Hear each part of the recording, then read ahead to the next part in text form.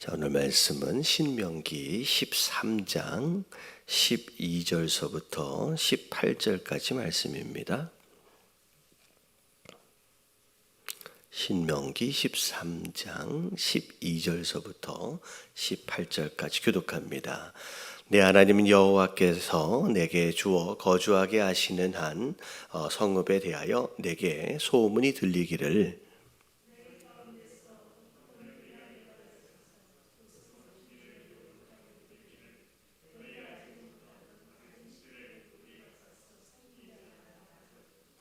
너는 자세히 묻고 살펴보아서 이런 가증한 일이 너희 가운데 있다는 것이 확실한 사실로 드러나면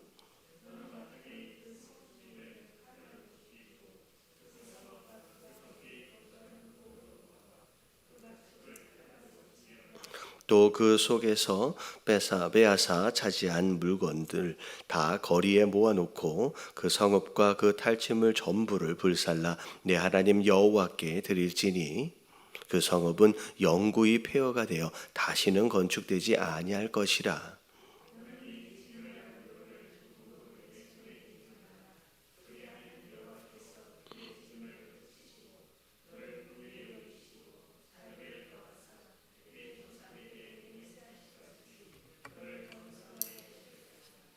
같이 봉독합니다.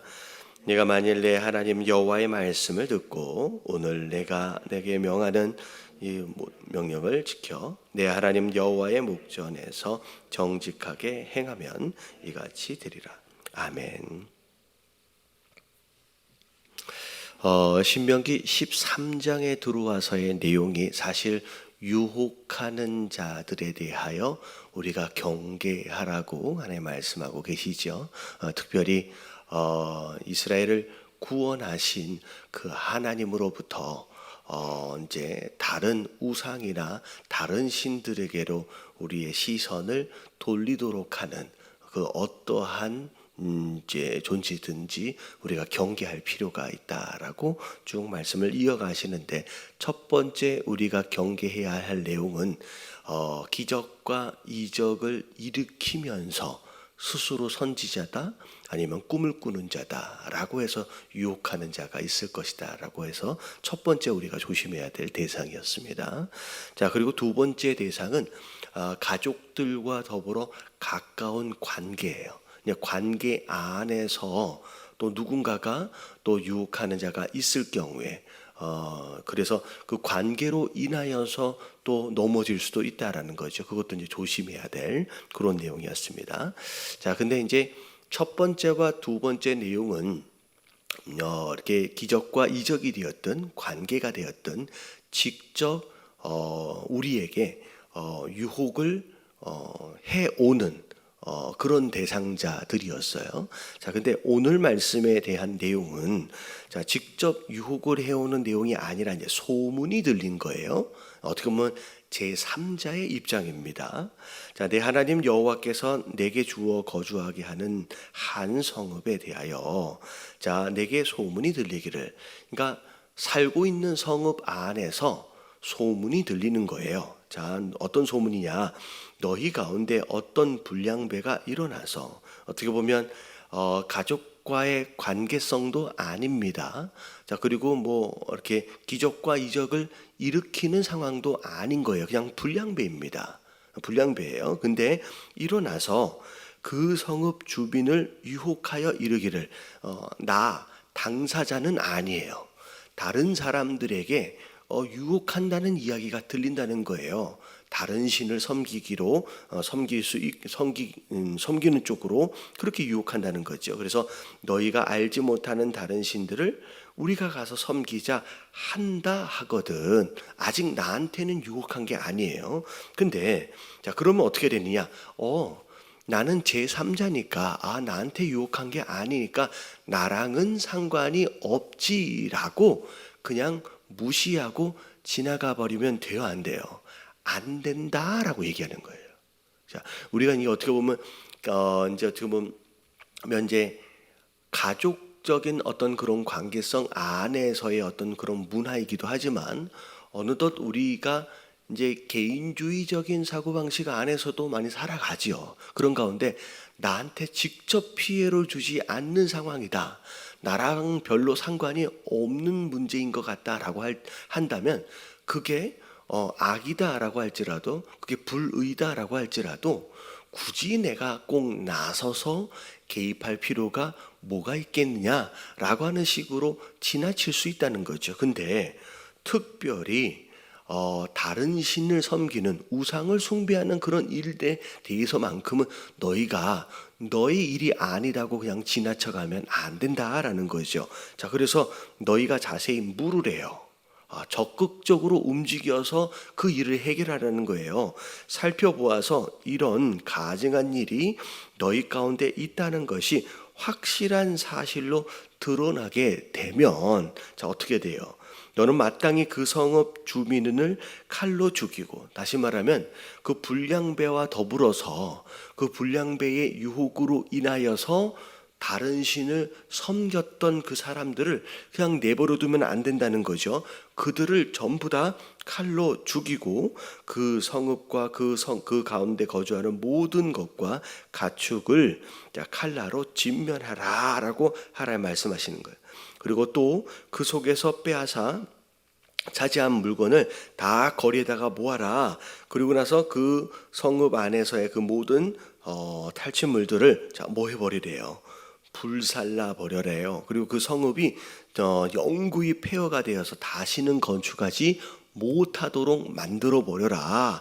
자, 앞에서 나왔던 죽여 버려라 라고 하는 어떤 그런 뉘앙스에 해당되어지는 본보기를 삼아라, 그런 이제 방향성입니다. 자, 그런 가운데 자, 그 안에서 그 성읍에서 나오는 물건들은 너희는 조금도 손을 대지 말래요. 조금도 손을 대지 말래요.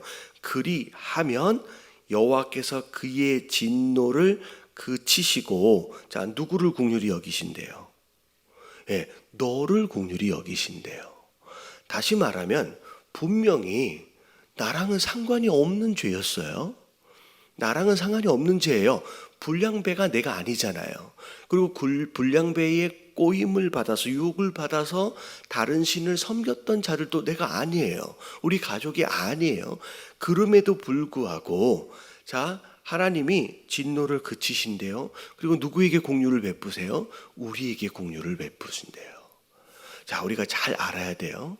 자, 축복은 어떤 개인적인 신앙을 통하여서 하나님께서 주시는 경우도 있지만, 사실은 대부분의 축복은 공동체의 단위로 하나님 허락하시는 경우들이 많습니다.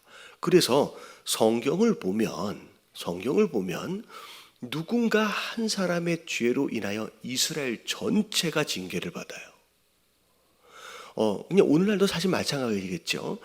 개인적으로 내가 열심히 살면 잘 먹고 잘 살 수 있지라고 생각할 수 있지만, 한국이라고 하는 나라 자체가 어려움에 처하게 되면 아무리 내가 열심히 노력한다고 해도 나도 함께 어려움을 겪을 수밖에 없다라는 거죠. 그래서 복은, 구원은 개인적인 믿음으로 받는 것이지만 축복은 공동체 단위로 함께 누리고 함께 받는 거예요.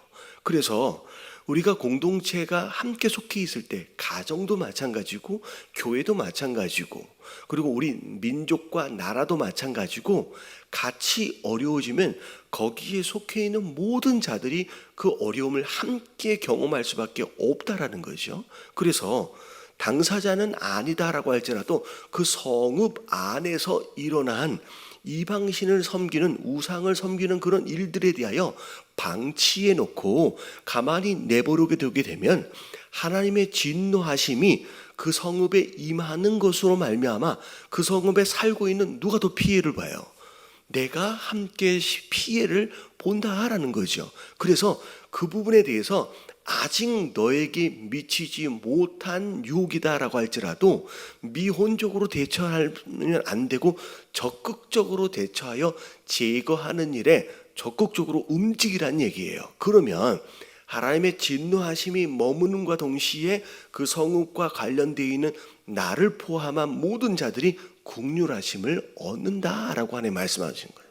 그래서 우리가 당연히 가족을 위해서 기도해야 되고 당연히 교회를 위하여 기도해야 되지만 우리가 또 기도해야 할 또 다른 제목들 가운데 하나는 뭐냐면 우리의 나라와 민족을 위해서 기도해야 되는 줄로 믿습니다. 그래서 나만 신앙생활 열심히 하고 잘하면 되지. 그럼 그게 아니에요. 그럼 만약에 우리가 북한에 살고 있다 라고 한다면 우리가 아무리 신앙생활을 잘한다라고 할지라도 우리가 복을 받아요, 못 받아요?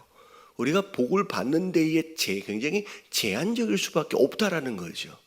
우리 한국이 어려워지고 우리 민족이 어려워져 버리면 사실은 그 어려움에 대한 그것에 대한 결과를 우리가 다 경험할 수밖에 없다라는 거죠. 그래서 자, 우리가 나라와 민족을 위해서 함께 기도하심으로 말미암아 우리가 복을 받는 부분에 있어서는 공동체 단위로 함께 누리는 것이다 라고 하는 것을 기억하시면서 우리나라와 민족이 함께 다 복을 받을 수 있도록을 위해서 우리나라를 위해서 기도하시는 저와 여러분들 되시길 주님의 이름으로 축원합니다. 그래서 하나님께서는 직접 아직 너희가 유혹을 받은 당사자는 아니다라고 할지라도 제3자이며 그렇다라고 할지라도 성읍 안에 너희와 연관되어져 있는 그런 공동체 안에서의 그런 범죄는 너희가 그냥 가만히 내버려 두면 안 된다. 적극적으로 움직여라 라고 하나님 말씀하시는 거예요. 그래서 그렇게 하면 너를 긍휼히 여기시고 자비를 더하사 내 조상들에게 맹세하심 같이 너를 어떻게 하신대요? 번성하게 할 것이다. 그러니까 죄에 대하여 너희가 어떻게 대처하고 행동하느냐에 따라서 또 복을 받는다라는 거죠.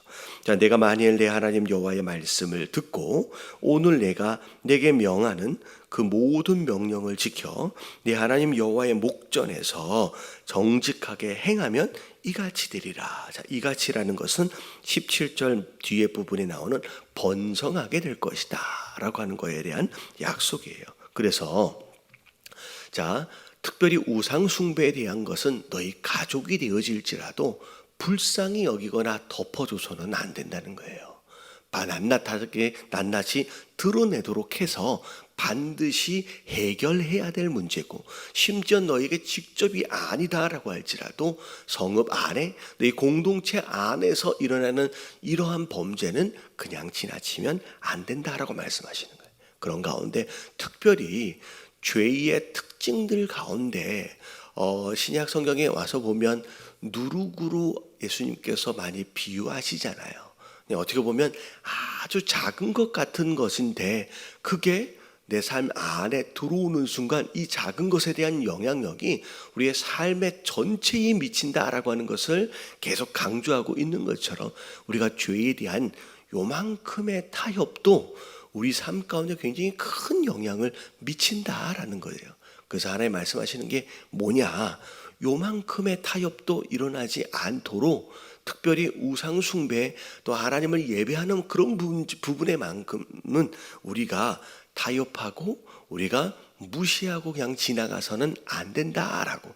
그래서 그 우상 숭배에 대하여 하나님의 단호한 어떤 결정과 그런 처신을 하나님께서 요구하고 계신다는 거예요. 정직하게 순종하라. 그러면 이런 복을 받을 것이다 라고 말씀하고 계시는 거예요. 사실 그런 거예요. 이스라엘 백성들 가운데 아수르에 의해서 북이스라엘이 멸망할 때 북이스라엘 전체가 100% 다 우상을 섬겼던 것이 아니었을 거라는 거예요.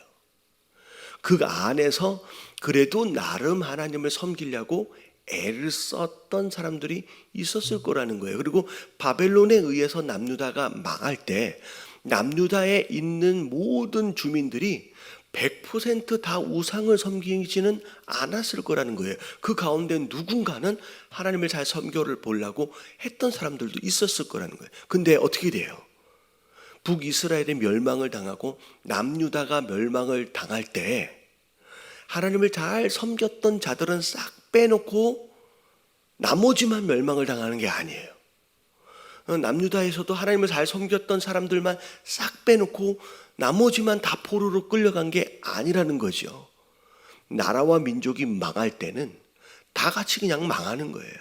그래서 우리가 함께 몰락하는 그런 이제 민족과 그런 나라가 되지 않도록을 위해서 우리가 나라와 민족을 위해서 기도해야 하는 줄로 믿습니다. 그래서 오늘 우리가 함께 기도하실 때의 기도의 제목은 하나님, 우리의 주변도 굉장히 중요하고 내 신앙을 지키는 것도 너무 중요하지만 하나님, 내가 속해 있는 우리의 공동체, 우리의 가족을 비롯해서 우리의 교회, 그리고 특별히 우리의 나라와 민족을 하나님 불쌍히 여겨 주시어서 이 나라와 민족이 정말 하나님을 두려워할 줄 아는 그런 민족이 되게 하여 주시옵시고, 우리가 함께 하나님 안에서 바른 신앙으로 세워져가는 그런 나라 민족을 될 수 있도록 해달라고 우리가 오늘 함께 기도하며 오늘 하루 시작하도록 하겠습니다.